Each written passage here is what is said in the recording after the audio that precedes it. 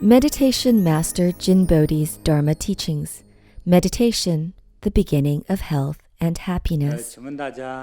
Please raise your hand if you're here for the first time. Who've never practiced Bodhi meditation? Please raise your hand. Also, those who aren't ill, raise your hand. Don't be shy. Why are you smiling at me? Are you ill or not?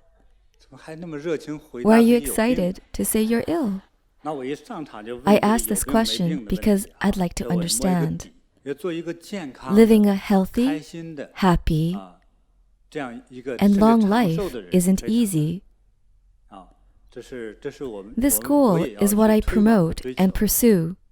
When I was young, I had poor health. From the time I was born, I was ill all the time. That's how my childhood was spent. At about 7 or 8 years old, I followed my master and started my cultivation. I learned meditation, esoteric dharma, energy bagua, and martial arts. That's what made up my training. I found that the seemingly simple and calm methods produce the greater health benefits. As for sports, I've done many, such as running, long-distance biking, and Shaolin fist martial arts. Those methods aren't as effective as the methods in which we move less. For example, energy bagua requires slow movement. There isn't much action. It's quite effective for standing, sitting, or even kneeling to chant and visualize. In my opinion, those are the most effective. I've studied and tried many methods to come to such an understanding. In experiencing these practices, my physical changes have become evident. I've become healthier. Take your meds when you are ill, and you stop taking them when you are well. But meditation is different. It's like an ocean that is endless, never reaching the shore. During certain periods, you may realize that some health issues or mental afflictions can easily be resolved through meditation. Or perhaps you haven't thought of any solution to your problems, but they just disappear. There are many such cases. Thus, the more I learn, the more I realize that practice is like the sea of wisdom mentioned in legends. It's boundless, infinite, and immeasurable. So I keep learning and can't stop. I dive into its depths. I practice daily. I've experienced all sorts of emotional upheavals, time and again.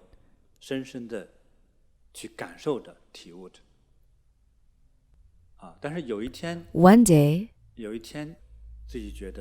I felt that my world suddenly brightened, as if a cloudy sky had cleared.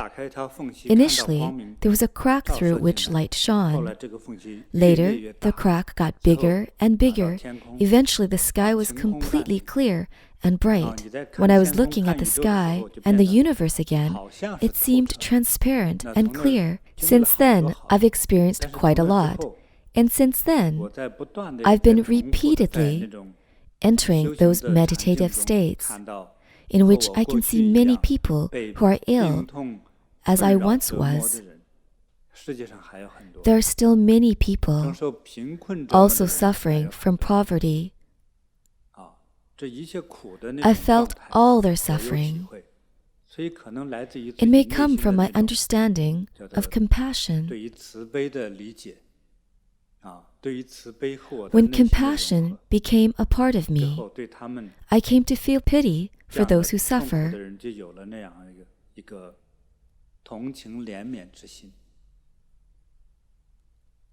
Later, a vow arose. I hope I teach all the methods I've learned to people who grew up suffering from pain, illnesses, and afflictions. The Buddhist sutras say, teach those destined to learn.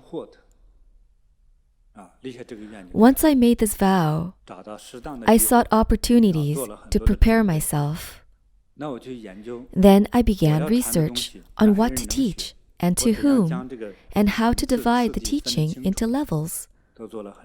I researched thoroughly and made plans. Then I started spreading dharma. From 1991 till now, many people are learning my dharma.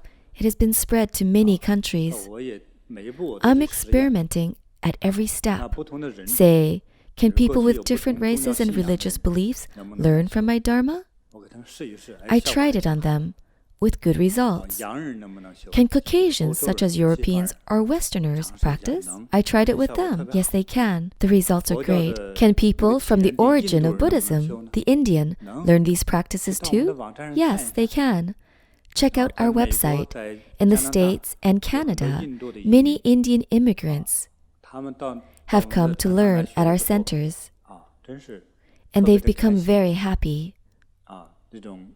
Their physical health has improved significantly. People of various races, ethnicities, and religions have come to us, and they've all achieved one thing: health. That encourages me tremendously to teach and benefit more people.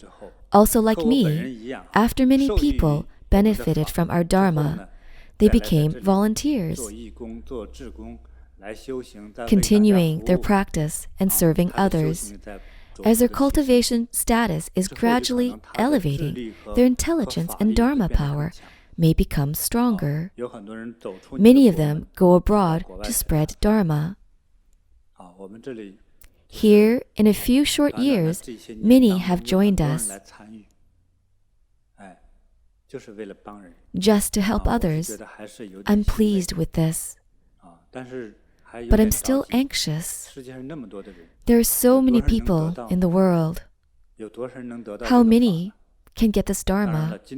Of course, many of you just learned it today. You don't know much about it. Some may wonder, is it necessary to spread it? Maybe it is. Let's wait 10 days to discuss how we feel and whether we've benefited or not. I hope to teach all the methods I've learned to all those who grew up suffering from pain, illnesses, and afflictions, as well as to those who are destined to learn.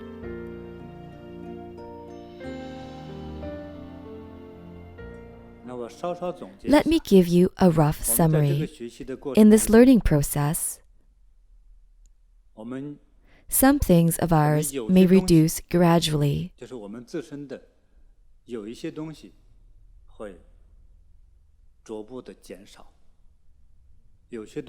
While some other things may increase.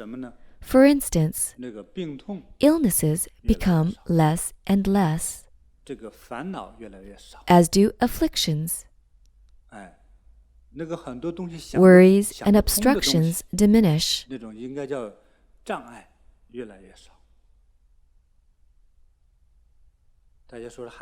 What else?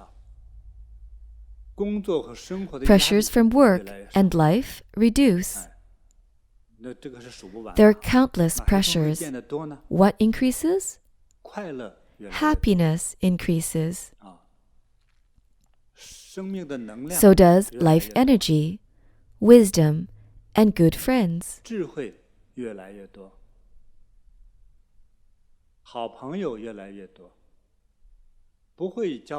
Not knowing how to make friends is caused by intelligence level or personality. When we have no wisdom, we don't know how to face our family, so we quarrel constantly. Working with our colleagues, it'd be strange if we didn't have arguments in 7 days. You'd be irritated, right? You get upset and cause others to be upset too. You dislike your job, which you strive to get. After getting the hard-earned job, you can't get along well with your colleagues, and you want to escape. You'd rather not earn money and quit the job because of your afflictions. After you've escaped from 10 companies, where else can you flee? No matter what, you need a job. You need to mingle. In other words, afflictions will diminish. During our cultivation, when we are awakened or enlightened, everything will begin to transform. You'll make more friends. Many people have no friends.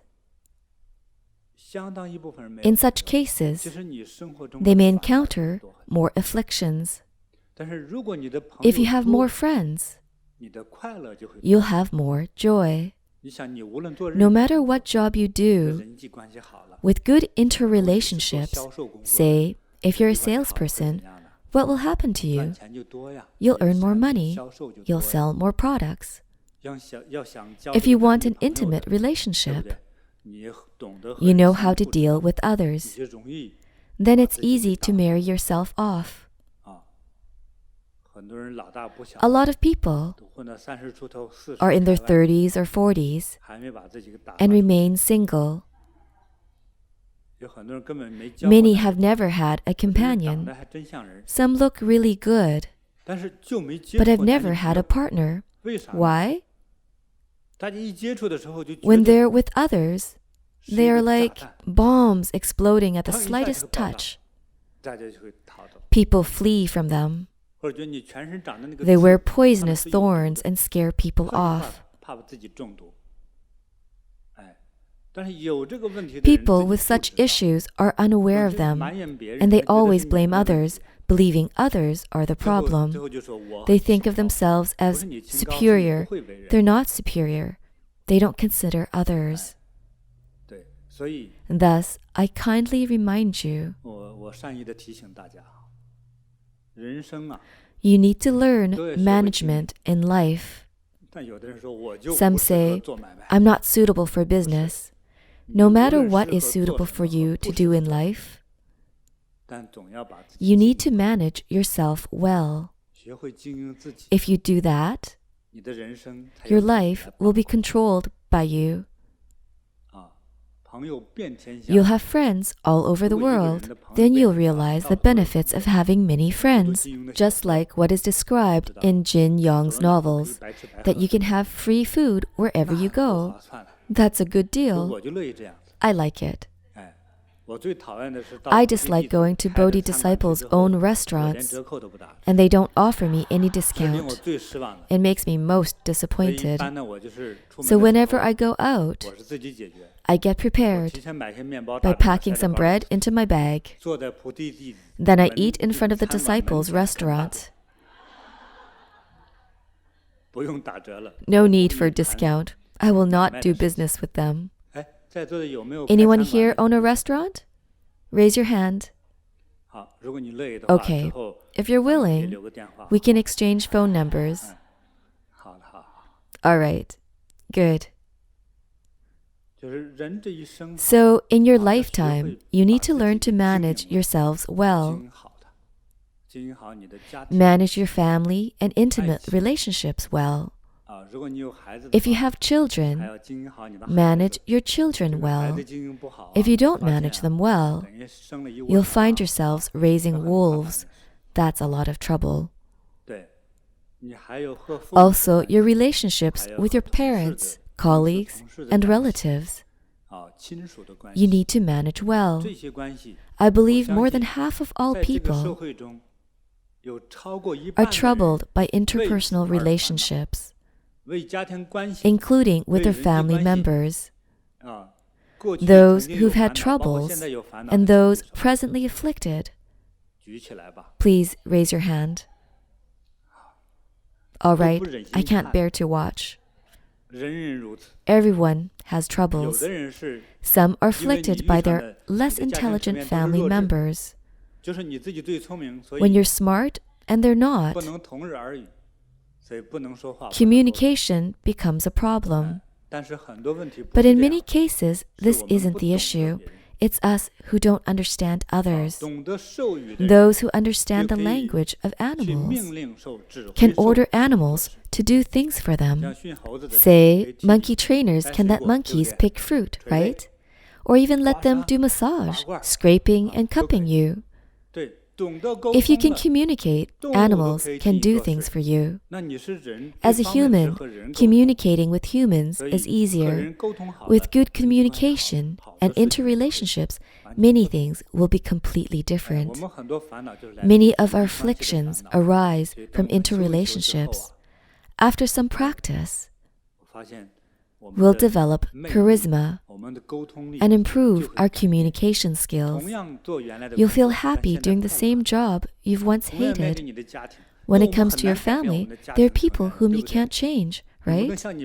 Your father can't get you a new mom when you feel like it, right? You have to face the reality. How? Do you want to learn? Yes. Practice diligently. Many of you might become healthier and have better relationships. You'll know it when you go back to apply it. Due to physical appearance, genetic, or environmental reasons, people might distance themselves from others, like the stay-at-home youngsters or the stay-at-home grandmas. We're not just talking about young unmarried people. Many seniors are also always indoors, feeling depressed. Through practice, there will be some changes. The changes I mention are not medical. In fact, the effect arises from methods. After being trained in these methods, even monkeys can work for people. Thus, dharma is so important. How many of you cook at home? Raise your hand, please. Do you need methods to cook? Methods are necessary. Even if I've practiced well, I still need methods to cook. Before stir-frying, I'd pick the vegetables, wash and cut them, add in oil, then fry. They need time to cook. Seasoning comes last. That's how they become tasty and edible, right? Does anyone just toss in the ingredients without washing or processing and serve? Maybe pigs can accept that. But I think even urban pigs nowadays won't eat that. They want well-prepared food. So methods are very important. If you're a doctor and you prescribe for your patient carelessly, can this patient be saved? He'd be dead. Taking the wrong medication could kill you. All things need methods. Right medication for right illnesses. Take the correct medication depending on your sickness. Prescribe accordingly. That's how it's done. When our methods, behavior, and attitude are correct, good results occur. If methods are wrong, the results are poor. If you understand this, then apply it to different aspects. Everything will work fine. Buddha Dharma and meditation are the methods that are applicable to many aspects of life. Such compatibility is a special feature of Buddha Dharma and meditation. People might be here to get healthy. Speaking of interpersonal relationships and health, do you think they're related? What do you think? Yes, because many illnesses are caused by afflictions. When you quarrel with people, you feel something inside you is blocked or stuffed up. When I was young, I saw a lady in her 50s quarreling with another lady who spoke fast, and her words were sharp and harsh. Right then and there, the 50-year-old lady who was standing fell on her back, then fainted from anger. She stayed in the hospital for 7 or 8 days. If it happened in ancient times, she could have died from anger. Thus, emotions, anger, troubles, and sorrow are harmful. Has anyone heard about or seen in movies, old or recent, or in the real life, that worries and afflictions cause someone's hair turning gray overnight? Yes. Do you believe it's true? Yes. When your hair is black, dyeing it white would be difficult. So imagine your hair turning white overnight naturally. How much pain and negative energy there is inside that could have killed you. It's not time for you to die yet, so you're still alive.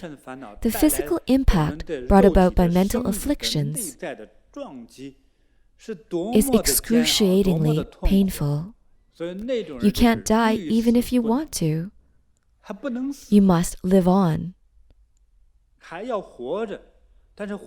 But you have no way out of the extreme pressure. Then your hair turns white overnight because of such torture. In China, there was a singing contest. One of the competitors sang very well. A male singer who was quite good-looking. He had long hair and wore a ponytail. His hair was completely snow white. The host asked, "Your face doesn't look that old. You sing so well, but your hair is all white. Were you born with white hair?" He replied, "No." He told a story. About 15 years ago, he was cheated by his business partner, who ran away with all the money that the singer borrowed from his friends and the banks. He had no money to return. When this happened, his hair turned completely white overnight. His singing captured a world of pain. It's heart-wrenching. Our mental stress and pain is actually no smaller than our physical illness or issues. If we're relaxed, free, and at ease mentally, it directly benefits our physical health.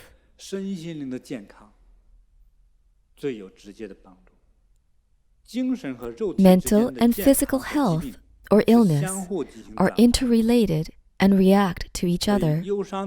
Sad people are prone to lose appetite. Angry people are prone to liver illness and heart attack and stroke. What else? What other emotional issues? If you're very happy, can you contract illness? Yes. Happiness makes people sick? It's the first time I've heard of that. Who has ever got sick because of joking too much? Usually, happiness and laughter won't make people ill, but all negative emotions will cause one to be sick. Much of our physical illness has mental causes. In order to gain health, we'll learn methods of personal conduct and how to handle matters. Then we can become healthier. In the following days, please calm down to practice. Since you're here already, learn to relax and liberate yourself.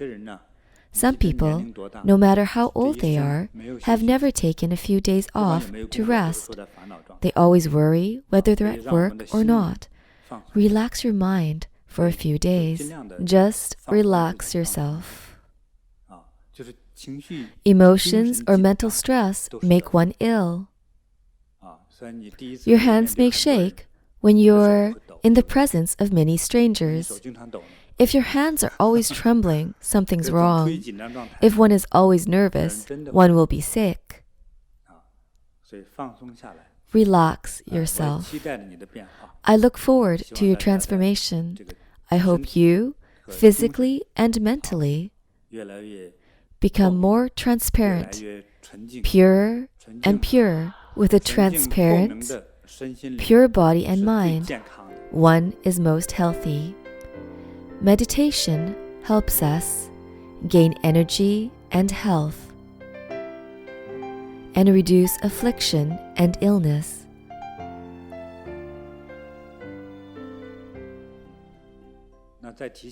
Again, a few reminders for you. During these days, let's try to eat a vegetarian diet, okay? Okay. If you are married, then skip the intimacy part with this period. You know what I mean, right? So try not to eat meat for the next few days. Any questions about this? No. Last time, 2 Fujianese practitioners asked me, Master, is it okay to eat dried baby shrimp? I told them no. One said, in our local temple, the monks will eat shrimp. It's our local custom. Dried baby shrimp is still shrimp. You can't deny that it's meat. If you insist on denying it, I'll be angry. It's a rough idea. Don't try to be vegan, but during this period, try to be vegetarian. Because our stomach has never rested since birth. Every day it has a heavy workload, right? You have holidays or rest days, but your stomach never rests. So let's eat something light, less heavy and less oily. This way, our stomach and intestines can have a rest. During practice over these days, some will begin fasting, which means no hunger despite not eating. Those who haven't had this experience will find it so miraculous. No eating. I'd starve to death if I don't eat for 3 days. I feel dizzy if I don't eat for 1 day. If I skip 3 meals for a day, I won't be able to stand up. Give it a try. You don't eat, but you won't starve or thirst to death, and you won't be hungry at all. How can you get such an effect? Through energy gained during your practice. Don't ask where the energy comes from. It's inexplicable. Through practice, you gain energy. You won't be hungry despite not eating. Your entire body and mind will be purified. Let them have a good rest. Also, those who want to lose weight will quickly slim down during practice. No meat is the first requirement. The second is not eating too much. Eating as usual should be fine, but don't overeat. For many, they eat till they can't stuff in another bite. That's not feeling full. That's reckless eating. They eat without a clear mind. For clear-minded eating and weight loss, I have a simple method, which is surely effective in application. Do you want to learn it? Yes. If you don't, I won't talk about it.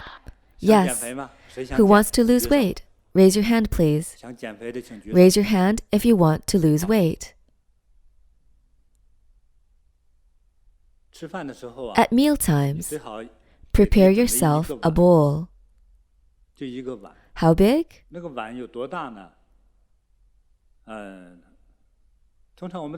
About the size of the bowl used in restaurants. In northern China, they were called big teacups, so they shouldn't be too big. For us, with Easterners' body size, one such bowl of rice is enough. If I eat that amount, plus some veggies, I'd be full. Surely it's enough for you. That's the most you eat. So get an appropriate bowl and carry it in your bag all the time. It's better to be a metal one, and it's shatterproof. It can hold both rice and soup, right? At certain times, it may even protect you. The bowl is used to fix the amount you eat. After finishing one bowl, no refill. You're allowed to mix your foods, but don't exceed one bowl. Don't eat until you're too full. First, we need to control the amount of food. There's another method for losing weight. Our long-time practitioners all know it. First thing in the morning, drink a glass of water. It can be warm water or at room temperature, like the tap water in summer. One glass is about half of a mineral water bottle. Drink the glass of water upon waking. Use the bowl at mealtimes to control your food intake and commit to practice.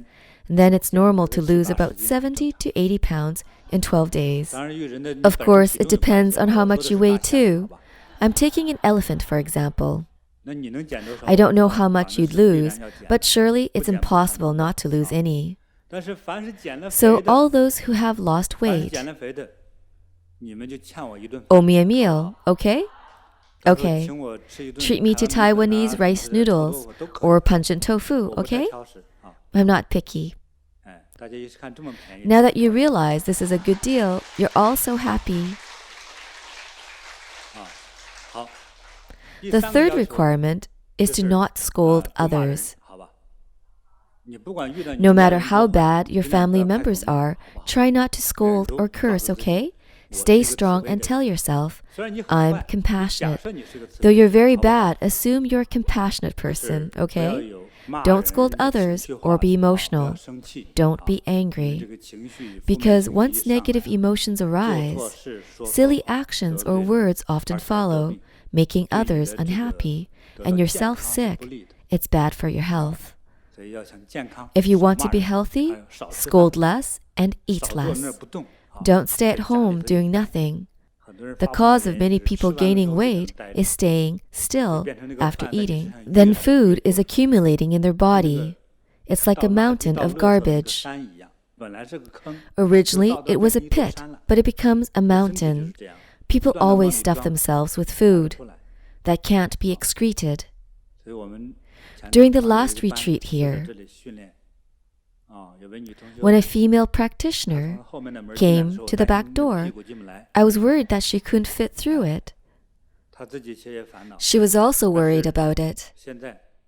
But now she can get through any door. She's become slim.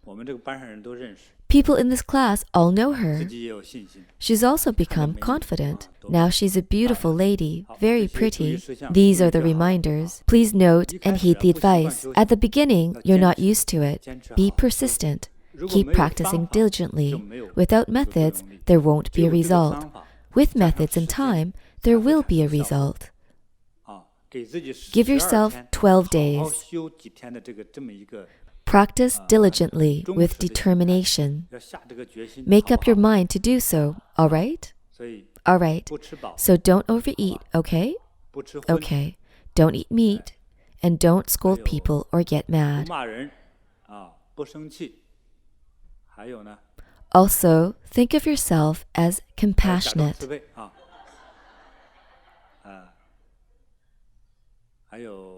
Also, don't steal. Don't drink the water from someone's bottle when others don't notice. Be careful of infectious disease. Don't behave like that. Roughly, that's it. Many haven't truly practiced. Whichever religion or dharma school you have been to, if you haven't truly practiced with a proper method, it doesn't matter if you're a converted disciple or not. You won't gain health or wisdom. Only with right methods, results ensue. After you've practiced for a while, you'll surely become a very healthy, wise, happy, and positive person. This is what I want. All right. That's all. Thank you, everybody. Be determined about meditating, and you shall obtain joy and health.